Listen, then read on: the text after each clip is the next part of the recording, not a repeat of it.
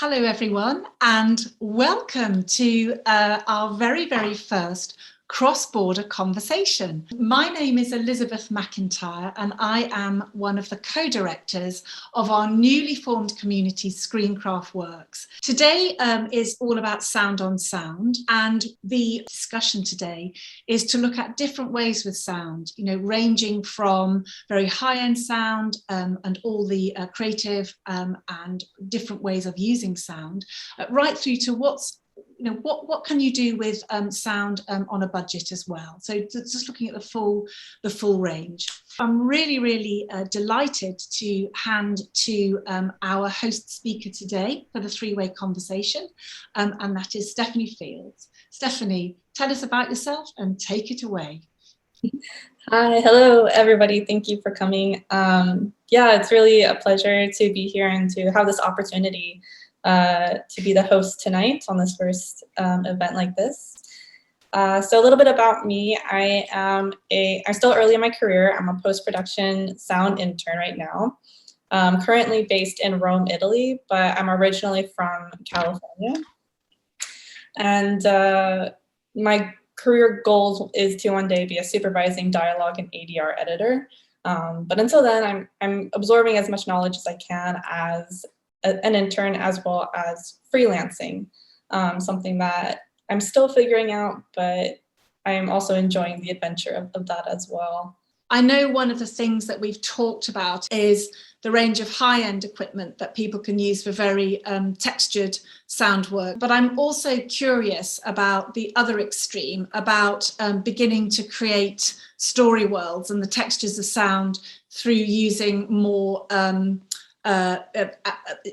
basic equipment when starting careers. And I know that's something that you've been experimenting with, and I wondered whether you wanted to introduce your title clip and then tell us about how you worked with the sound on that. Yeah, absolutely. So my clip is the 1-minute intro to a short documentary that I had the privilege of participating on in Kinmen Island, Taiwan, in 2019, summer 2019. And my team and I were very unfortunate with our equipment, but we made this film anyway, and we determined to have fun. And I think it definitely shows with the production sound. So.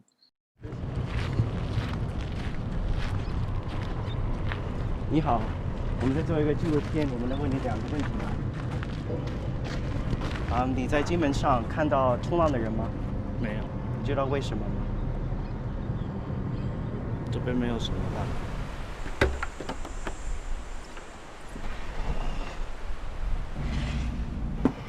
是那题诺哥讲那个底下那个石头，然后被卷进去那个。哦，水流。对，暗流水流。还有一些以前的军事设施，一些轨条寨啊什么的。因为金门以前都是管制的。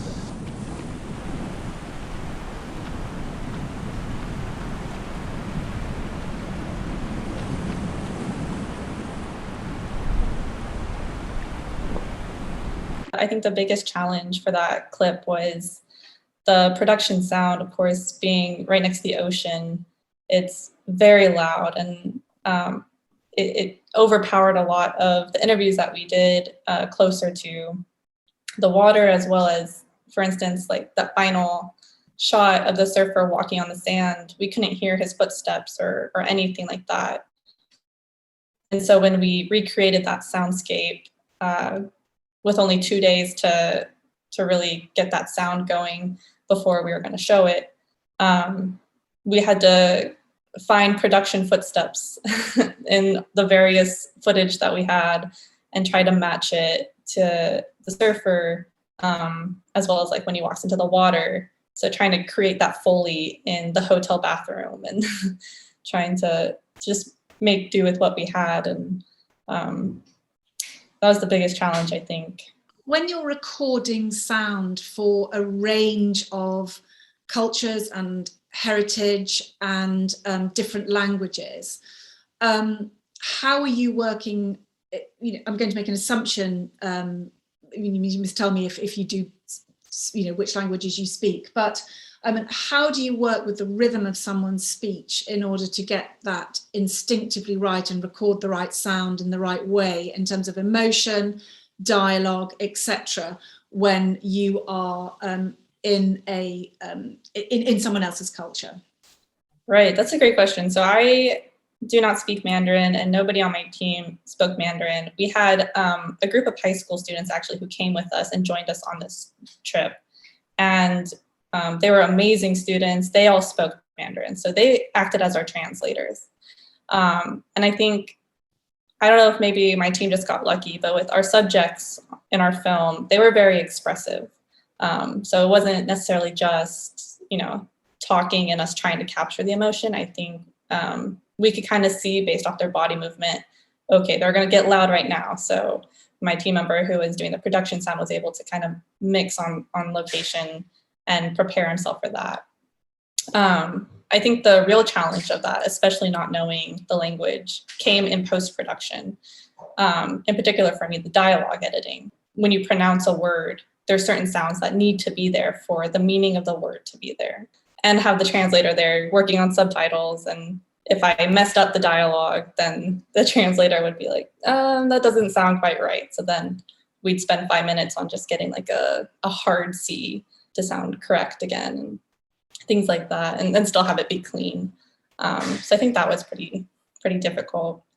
But Kinmen Island was very calm, very serene, I think, in general. So we were able to capture a lot of really good location sound, and just capture the personalities of our subjects and the island. And in terms of the progression of your career, what is if you look at first of all, tell me about your light bulb moment of what particularly was the first thrill for you? Being on a thesis set and becoming boom operator. Post-production, specifically for me, that was just being in the mix stage at my university. And it's pretty old mix board for today's standards, but like just being able to kind of sit in front of that and look at the screen with Pro Tools up on the computer next to me, it just felt right. And it was like, okay, this is good. But of course, there are lots of challenges because Pro Tools for me came sort of naturally, but of course there were certain hiccups in the software that would drive me absolutely crazy because I could not figure it out. And so getting the help from my professors and from our technical director helped a lot as well, when they would encourage me to be like, okay, let's problem solve this. And then once the problem was solved, I forgave Pro Tools immediately. And I'm like, all right, let's just continue working. And I think it was the moment for me when the technical director told me, if you can get this angry at the software at Pro Tools and still love it as soon as you figured out the solution, then you're in the right job. I was like, okay, good. And I think that has just naturally carried on. I've been an intern for 3 years now at 4 different studios, and one of them international. And I think just even whenever I'd come into a problem, I was never afraid to ask questions. Because I'm genuinely curious and want to be the best that I can be at this career, and figuring it out on my own as well. Like, I think as an intern, it was less Pro Tools and more learning the plugin for Isotope RX9 now, and also training my ear. It feels like a challenge, but it's a fulfilling challenge. It's not unachievable for me, and it's something that I just genuinely want. And I think that passion is just kind of stuck with me. So, and if you were to work on cross-border collaboration in different countries, is every co-production or country of equal fascination to you? Or obviously you have an Italian-American background, and I'm wondering whether there are particular cultures and heritages you're interested in exploring, or is it more that you're interested in exploring either factual documentary or fiction or both? So how do you see your cross-border collaborations taking shape in the future? Yeah, I would absolutely like to continue working cross-border. I think for me, because I want to be specifically a dialogue and ADR editor, that's just kind of built into the job description anyway, because there's always going to be a session where we have to connect to either another city or another country completely to record ADR for a film or whatever project. And I think, so having that opportunity is still intrigues me a lot. But I would like to know more about how the workflow is different, because I never even thought about how coming to Italy, editing dialogue is just very different from the way I was taught at my internships in San Francisco. So I would love to learn more about every country, about all their workflows. Hi everybody, so sorry. We literally just had unscheduled load shedding, and we were on the wrong link earlier as well, but our power just went off. Yeah. Sorry if you're in the dark. Yeah, but we got a light. So my name is Adrian Hillenberg. I'm a sound engineer. I've been working as a sound engineer for about 20 years now. I've been working mostly in television, post-production, and some live television, recording tape, as well as education. Taught at City Varsity. I've done some lectures also with SAE and a couple other institutes, University of Cape Town, etc. in Cape Town itself. So I've had a lot of opportunities to do different kinds of things. So I'm quite blessed with that thus far. Yeah, that's me. But my wife is better than me. She's much better than me.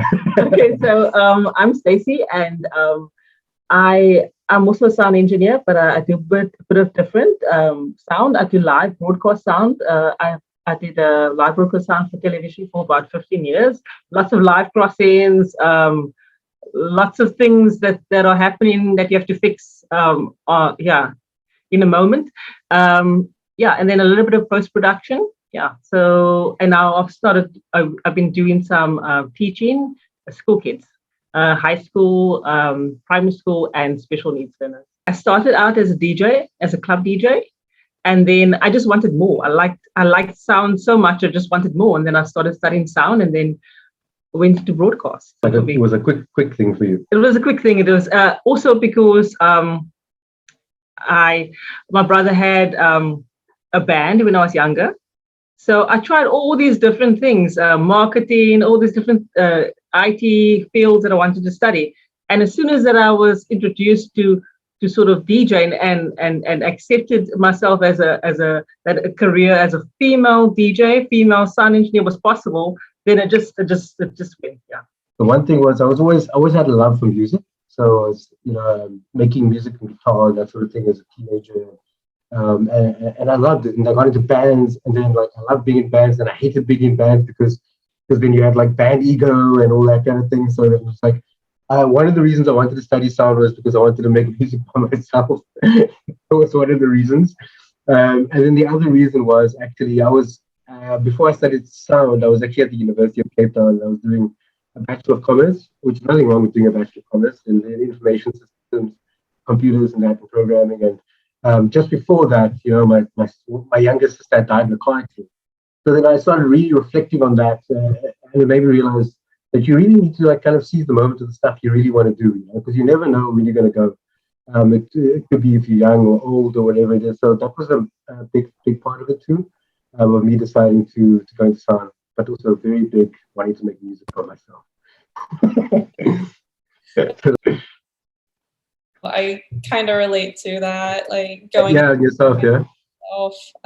Because for me it was very much it was on a thesis set, and I was able to be boom operator, and the first time I put the headphones on, I could hear the world in a different way, and I started just eavesdropping on all the conversations on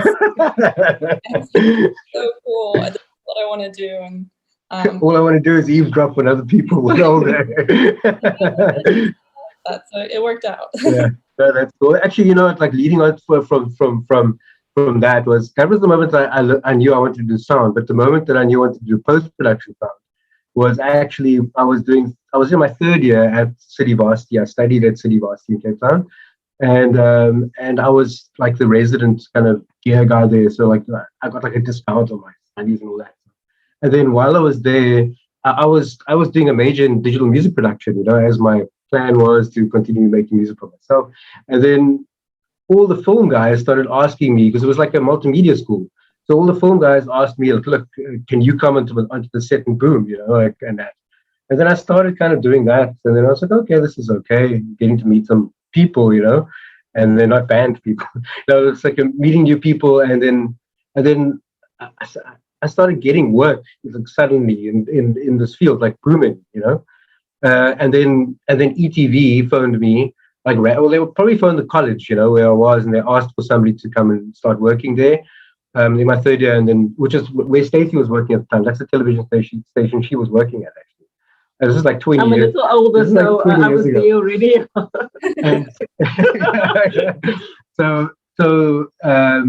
And then I started freelancing at ETV, like at the national television, one of the national television stations at the evenings, mixing promos, which I knew nothing about. And then the guy there who was the engineer kind of showed me the ropes.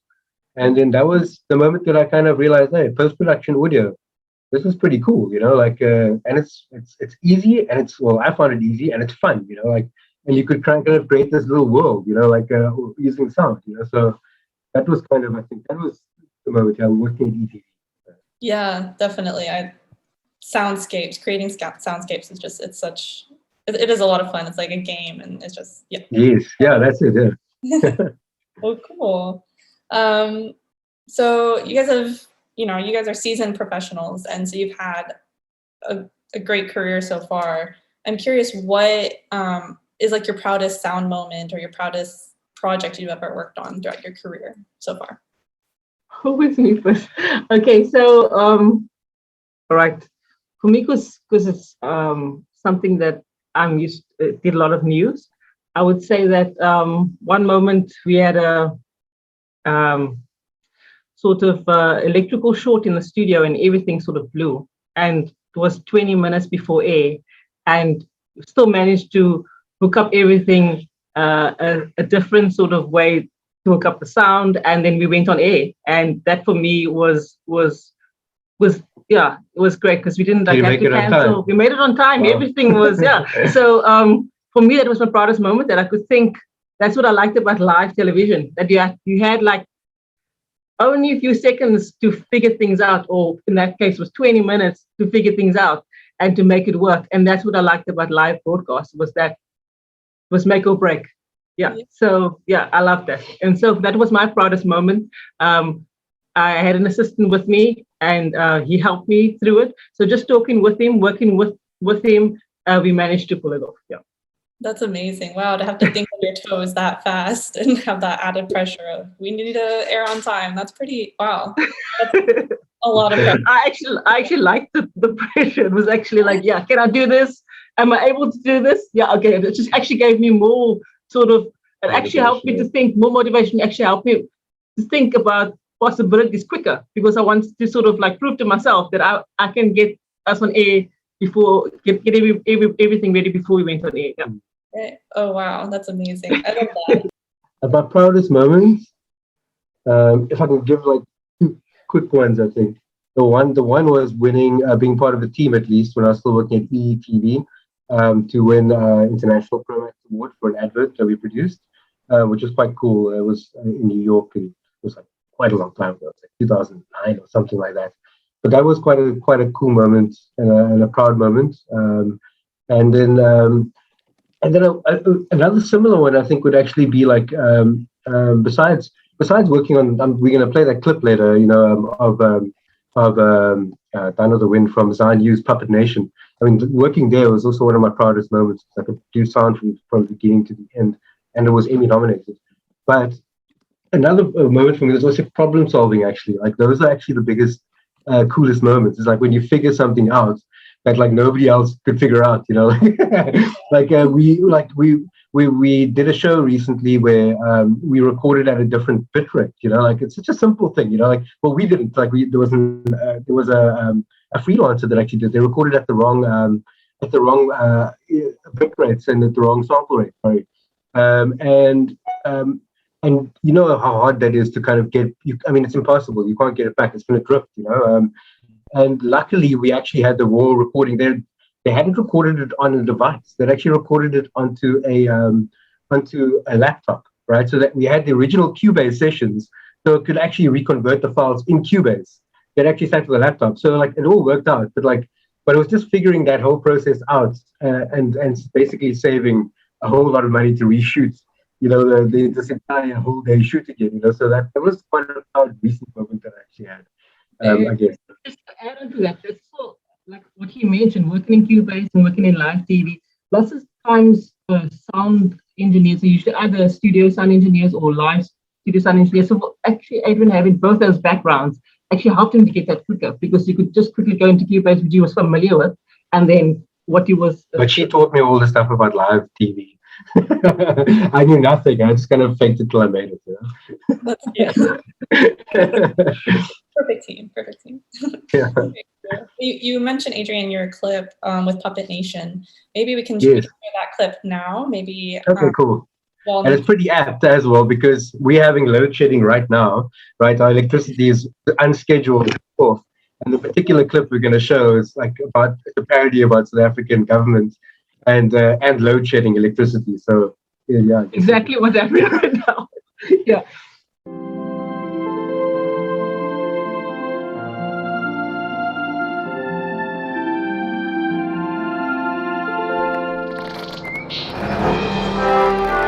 Ah, Tina, just look at it. Hasn't Ganda ever looked so beautiful? And you haven't even finished the security upgrades yet. From an age of absolute frivolous excess and reckless abandon. Yeah! Comes a story of powerlessness in the face of total indifference. No, man, this is getting very ridiculous now, man. I'm just so tired of all this cuck with ESCOM and... Miss Tina, with great power comes great responsibility. But Tony, what if there isn't any power? I mean, like now? Yeah, no, I don't think you're quite getting it. Have you considered renewables? Renewables? Renewables is just some fairy story silly little girls tell themselves. No, I'm a grown woman now, and now, more than ever, I'm done with the wind. Tina, there is someone who wants to meet you. Miss Tina, we want to help you people go nuclear. Oh my word, Barack, I'd love to, but my heart belongs to another. Ooh la la! Ooh yeah! Ooh! Stop it, Fred! Ooh yeah! Oh my word! Ooh! Stop it, Fred! You've got me! Fred, you've got me in a headlock! Fred! Ow! Fred, let go! Do you promise me you'll come back to me? Yes. Can I trust you? No. Oh, Fred.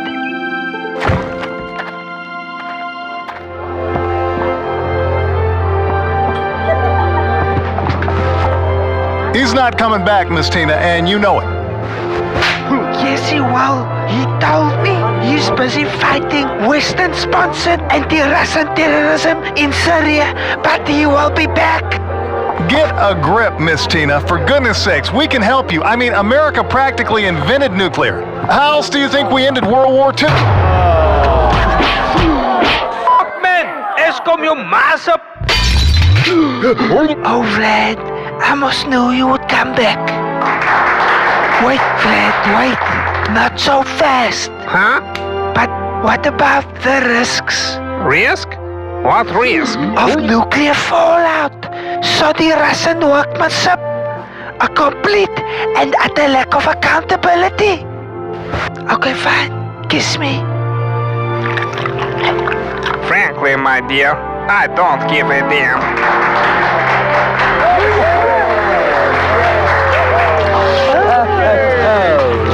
Done with the wind.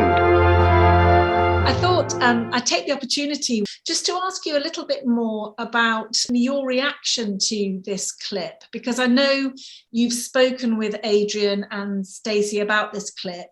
And as you say, Adrian was Emmy nominated for this clip.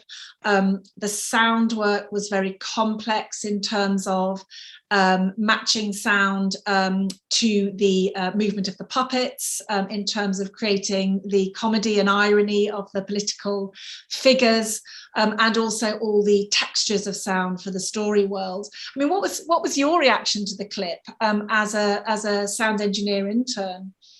Yeah, so the first time that I saw the clip, I remember I just started laughing when Barack Obama came on screen. And part of that was because the voice actor, I think, did a very good job at matching Barack's voice and his personality and character. Also, just like the more I watched and the more I listened, I could hear certain aspects of Foley that were used and edited into the video that I think just kind of made the experience a little bit more realistic, because they are puppets, so we know that they're puppets, but you have like this grounding sound of, you know, the rope on the swing and the footsteps throughout the field and things like that. So I thought that was really cool. I'm curious if the voices were recorded before or after the puppets were filmed. Yeah. Because like for me here in Italy, as an intern, I'm learning synchronization for dubbed languages. So dubbing Italian over French or English films, and having to synchronize the ADR to the lips. I'm in the US. I was taught to choose the best microphone, the best dialogue. Maybe they're there. So to choose the best microphone based off of how many microphones were used on production, and clean that the best you can and reserve as much natural sound as possible. But if for cleaning purposes you need to kind of maybe take a little bit more room tone out, or take a little bit of reverb, or the reverb gets a little messed up, then you can always add it back later, or the mixer can work with you to try and add it back later. Or you can do ADR if that's the absolute worst. And here in Rome, they were very against that. They were very much like, that is not how we do it. You clean both the lob and the boom and make sure they're in phase. And if they're not in phase, which I had no idea what that was, and obviously all my stuff got out of phase, it sounds very weird, and the mixer is very frustrated with me, because I basically had to learn a new style of dialogue editing and train my ear as quickly as I could for listening to both boom and lob together, the natural sound versus just cleaning without over cleaning, just the best mic that was given. So that was different. And then also continuing with the re-recording mixer to see how he mixes both boom and lob into the whole session, which was new, and I hadn't seen that before. So that's also how we do it here in Cape Town, as well as South Africa generally. You know, with the same technique you're learning now in Rome, where you use both the lab as well as the room tone. You know, so it was natural. You know, like States is cool because as the Hollywood sound is so crisp and clean and perfect, you know, and all that kind of thing. But yeah, I also kind of prefer this the way of using what is there and natural tone.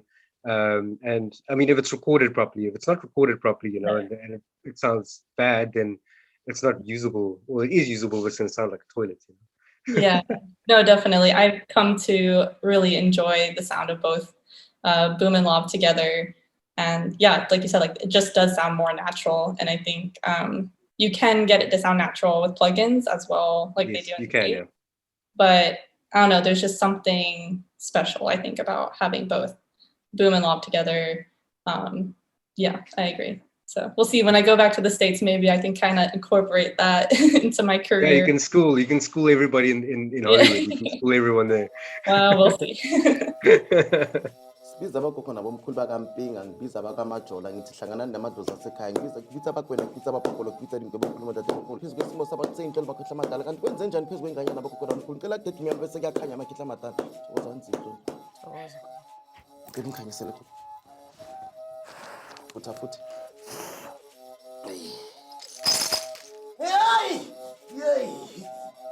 Hey!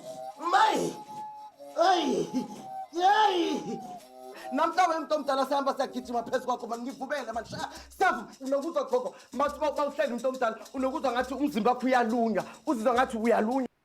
This was quite a challenging assignment that we had. This is a show I'm currently busy with mixing for Honey, where I currently work. I work at Media 24 at a company called Pop, and this was really challenging because we had quite a time limit, and and for some reason none of the audio files in the OMF that I'd received were linked to actual lapel microphones from set, so it was all camera sound.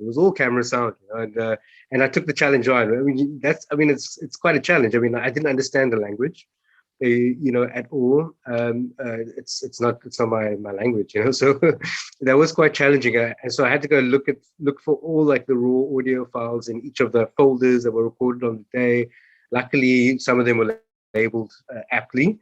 And I just listened to the stuff, before I had the opportunity to get someone to assist me with the language, I had to just listen through and, okay, it sounds like that. Okay, that's the right clip. Let me put that in there. Okay, it is the right one. So each little kind of edit had its own. Sometimes it wasn't all continuous. Like he was getting chants or speakings from like one scene, and then like the next part was like 20 minutes later, in the actual recording. So it was quite frustrating, but it was cool at the same time. And then I had a translator also help me with it, just to figure out what kind of music to use in the mood and all that kind of stuff. So it was quite fun, and challenging at the same time to work with a different language. In South Africa we have 11 official languages, so this is I think that was Zulu or Xhosa or Tswana. I wouldn't be able to even tell you. But it was one of them, it was real fun actually to work on that. But luckily, it's not every day that happens. It's just the odd projects. Usually everything flows perfectly. So yeah, I think that's that's definitely a challenge. But I kind of like that mindset of, let's make this a scavenger hunt. Let's find the exactly, because as well, like when you're working with dialogue and all that kind of stuff, how repetitive it can be, like the workflow and stuff. So it's always cool when something different comes around. And you can play around with it, or you're challenged, If you do only the post audio and not production audio, do you ever communicate directly with the production audio recordist to ask questions about the recordings? Who are the main crew members you work with during challenging troubleshoots as well? Cool. So how about Stacey? Would you like to take that one? Because you're kind of on both sides. Yeah. You can answer that one. Well, yeah, I don't think you've ever had a chance to actually communicate in that respect, because she did so much broadcast television. But in the situation where I'm at the moment, sorry for hogging the answer. The situation where I'm working at the moment, I was doing mostly the live recording, so going on location for, like last year I was doing a lot of location actually on set. And because there was a need, and then I would communicate regularly with the post-production engineer at that time. There wasn't generally, I find there isn't good communication between the two departments in general, or at many places I've worked at, but we had good communication. And then now also, while I've moved more to doing post-production sound in my role now at Pop, I work quite closely with the location engineer. And we communicate well. He's always asking, cool, what does it sound like? Like in post, what can I do better? And those are the kind of things that you need to do, like to better yourself and better the production qualities is communicate. It's a really good question. So if there isn't any communication happening, which can be difficult sometimes if you're working with different freelancers and all that kind of stuff. Your communication could also be in the form of an audio report, if that's just the easiest way to communicate, just technically what's going on. I always tell the freelance guys, like, please just do like an audio report so that we can see, okay, cool, there was a problem, you couldn't stop at that time for this reason, there was some interference, but it was like the woman was crying, you can't stop, like you're doing a lot of reality stuff, you can't just stop sometimes. Hey, let's do that cry again, come on. So we always ask for audio reports just to explain stuff. So that's also a good formal way of communication, which is effective. Going back to the location engineers, usually not as easy to communicate unless you know them. And in your case? Yeah, I think for me as a freelance editor, I'm learning how to ask for everything that I need, and not just ask for it, but make sure I actually get everything. So like the sound log from the production mixer is something I'm finding to be very difficult to obtain from, yeah, kind of like with new video editors as well, because they don't know yet to ask for these things ahead of time. And so I'm kind of left to figure it out. Sometimes I'm lucky though, and I can get the sound log. Definitely, I know you were going to ask this to Adrian and Stacey, but just as we draw to the conclusion of the conversation, what would you say for those at any career stage or those wishing to work as a sound engineer, if you were to give one hot tip or one takeaway from the conversation, what would that be? Well, my hot tip, I think, would be just to give it a shot, to just try it, I think, and to keep trying, because I think with Pro Tools especially, it can be quite difficult. But if you're students, then you could get a discounted price, or you can have it through your university. So if you have access to Pro Tools, or I believe Logic is the other one, the other DAW,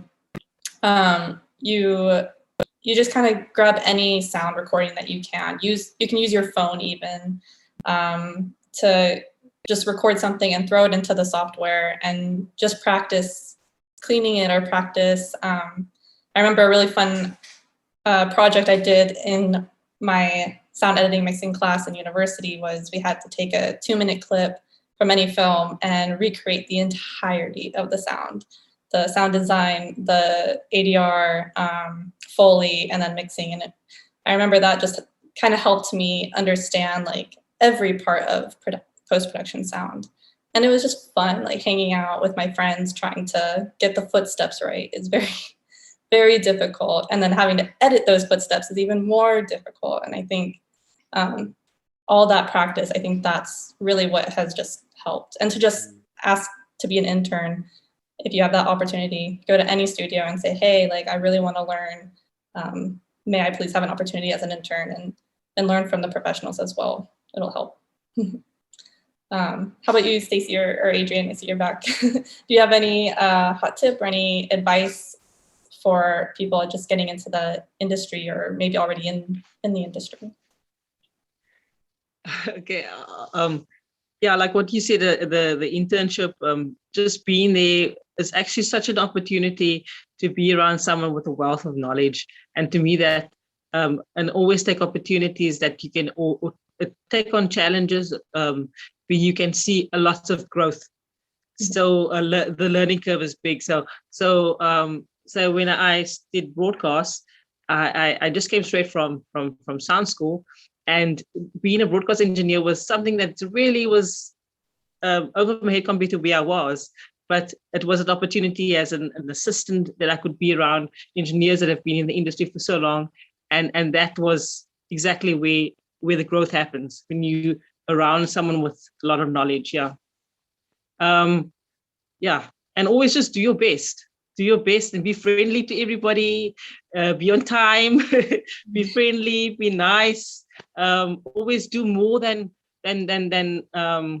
always try to push yourself. Not too much, but always strive for more. Yeah. Yeah, I 100% agree with that. Be okay to ask questions and make mistakes. I think that's definitely... Be okay to ask questions, make mistakes, because that's how you learn. And for me in broadcast, what the main thing that really helped me a lot was sort of double checking everything, because you have like a minute, a second to fix something. So you don't, for the troubleshooting. So when I'd mic up someone, I would do these personal checks that I wasn't even trained to do, because over the time I learned certain problems that would arise. Maybe when I clip in the earpiece that it's connected to the presenter's ear and will connect to a unit transducer, and sometimes their clothes would get stuck in there. So I would do a personal check every time I mic somebody up. I put my hand directly on that clip to make sure there's no fabric in between. stopping the flow. So when you check in something, and you've got a few seconds and you're live on air, you know that's definitely not one of the problems, because there's no clothing there because you've done the check already. You can just, and sometimes also in sound, the most basic thing, the simplest thing could be the problem that's wrong. Usually is. And most of the time people usually go to the worst case scenario, but actually it's the simplest thing. So check, have little checks that you can do, and then just makes the job easier. Yeah. How do you first approach the sound design for a production? And what is the first thing you do, and how does it progress? Like real quick hot tip for how to approach sound design. I think the first thing I do is chat to the director. Well, first I'll watch it and see what I feel from it. Depends on what it is. I mean, TV show is different from a 30-second advert, different from that Done with the Wind. So it depends on what you're doing. And then just speak to the director and say, like, look, what kind of feel are you going for with the sound design? When I was doing the sound design, for instance, for Done with the Wind or those parodies, I got very little direction because I kind of knew the zone I was working there. So you just kind of watch it and kind of just like imagine the sounds. Like with that particular clip, it would be like, oh, they're in a different time. So everything has to sound different, and all the sound effects need to sound old. Everything needs to sound old, like even the way that the narrator speaks, it needs to sound a certain way. How did they sound like in that time period? So it's just like figuring out what are you trying to like almost replicate. A lot of sound design is replication of feelings and stuff. Of course, it's going to be unique and it's going to be in its own right, creative and unique. But at the same time, we're looking for inspiration from things which have happened already as well. Because most people who watch, they've got a reference point. So, but yeah, director, and also just watch it and see where it feels. See how you feel. Like even just a simple thing, like if you're doing a logo design, almost there, like a logo design. Like the other day I was doing it was just like a simple thing where it looked like earthy and stuff and like a water or whatever. So it's just like, okay, it looks like a water droplet. I'm going to put a water droplet kind of sound effect there, like instead of a swish sound or whatever. This is just simple kind of things, like, oh, it looks like a tree growing. Cool. Maybe it's not a tree growing, but it feels like a tree growing, having some creaky trees going, so whatever makes, just like let your mind kind of go to those places and spaces and wherever. Sometimes it's simple and sometimes it can be crazy. Yeah, that's really great advice. So that makes it special. Yeah. Cool. But one more, if I can say one last thing, is once again, just apologies for all our internet problems today. For everyone that's been watching, we really humbly apologize for the load shedding as well. But also, I also want to say that we also come from very humble backgrounds, and we haven't always had everything. So you don't have to have the best stuff. We worked in the best studios. We've also worked in just a computer and a microphone, and that's how you're mixing in a box, so we've done everything. So if you're feeling, anybody who's watching is feeling maybe like, oh, I'm never going to have access to that equipment, or I'm never going to get Pro Tools, I'm never going to get this or that. There's free software out there. Reaper is free. There's, you can, if you want to start getting into dialogue or just narration or voiceovers, you can buy a USB microphone and start there. You just need a simple computer that's going to be able to handle what you need. So don't be disheartened, whatever background you're coming from, you can always do it. There's always someone there that's willing to help you get to the next step as well, whether it's knowledge or whatever it is, So I just wanted to say that. Very good. Yeah, no, I definitely second that. Just, if you have a passion for it, where there's a will, there's a way. And I think, you don't need Well, cool. Thank you so much for joining us. It's been a pleasure having this conversation. And I believe I'm going to toss it back to you, Elizabeth. Adrian, Stacey and Stephanie, really, really appreciate the conversation, and it's been absolutely fascinating. And also thank you, as you say, for coming in all the way from South Africa in spite of the technical challenges and the storm. That's really appreciated. That's what I call true production spirit. And just as I sign off, I've noticed that people are sharing their contacts in the chat. That's really important, because one of the aspects of ScreenCraft Works community is to make sure we exchange contacts and ideas to widen peer-to-peer networks, employment networks, discussion of future projects where we might work together in different ways, both locally and across borders. And also, I would like to say a special thank you as well to our partners, Brunel University London and senior lecturer Nikki Ashby. And Nikki, just before we conclude, I would just invite you just to say a little bit about your role and the range of courses available at Brunel, in case anyone is curious to further their studies in film and television. I am a senior lecturer in digital film technologies at Brunel University, and I'm the programme lead for 4 undergraduate degrees. We do film production and theatre, film and television studies, and film and television studies and English. So we have a nice range of different programmes that are available, and they vary based on, whether or not you're more practice orientated or a bit more theory orientated or screenwriting orientated. So it kind of gives you a good sort of mix. There are a few of my students hiding in the audience as well, so it's great to see them actually taking part in this sort of thing. And yeah, it would be great for you all to get in touch with us and keep sharing details. Even if you do so afterwards, make sure that you're liking the Facebook page and that sort of thing, because the whole purpose of ScreenCraft Works is networking and trying to help build community. So definitely get your details in there. Thank you all ever so much for attending, and it's been a pleasure to be here and hand to our first time host, who is Stephanie Fields, and our additional 2 guests, Adrian and Stacey, and give it up for the 3 of you. Thank you very much, and look forward to seeing you all at our next event.